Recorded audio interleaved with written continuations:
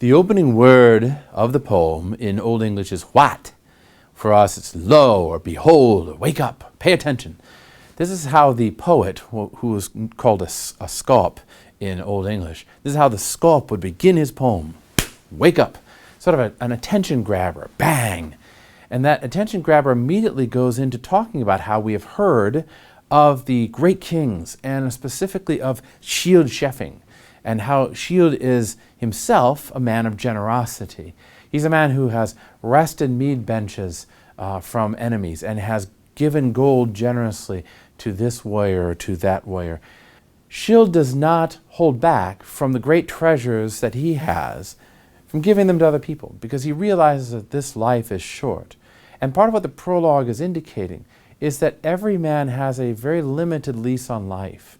And therefore we're given the choice in that limited lease that we have on life of either being generous, noble, generous with our own self and with our own possessions, noble in our actions and deeds, or we have the choice to be cruel and vicious and to hoard things. Either we go the route of a hero or we go the route of a dragon-like character.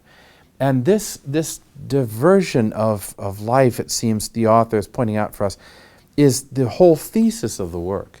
It's really talking not just about what makes a hero, it's talking about what is that division that allows us to either become great men and women who are noble and generous, or what is it that we choose to become awful and troll-like and dragon-like.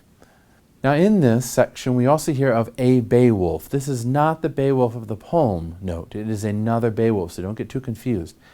Beowulf is one of the many kings in the line of kings, down to Hrothgar, who is the leader of the Danes.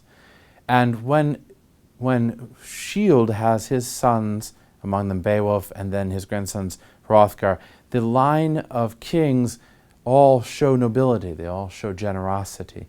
And so we know that Scyld was a great king, partly because he shows generosity and also partly because of how he dies.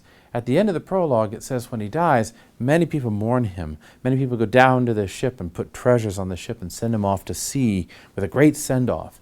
And this is indication that Scyld Scefing led a life that was noble and generous and made him a great warrior.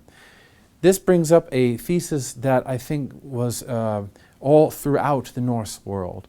The idea was that to be noble, to be honorable, to be virtuous, is all well and good when we are comfortable, when our lives are going well. But the real test of courage, the real test of manliness or of heroism, is only in those moments when we risk everything, when we've lost everything, when certain loss or certain death or certain defeat is going to come our way. When we know we're going to be defeated or when we know we're going to die, it's at that moment then that we can actually be courageous, and we're distinguished as being either courageous or being cowardly. Scyld proved himself generous throughout his life, which prepared him to be generous when he died. And so when he died, he faces death with great heroism and nobility.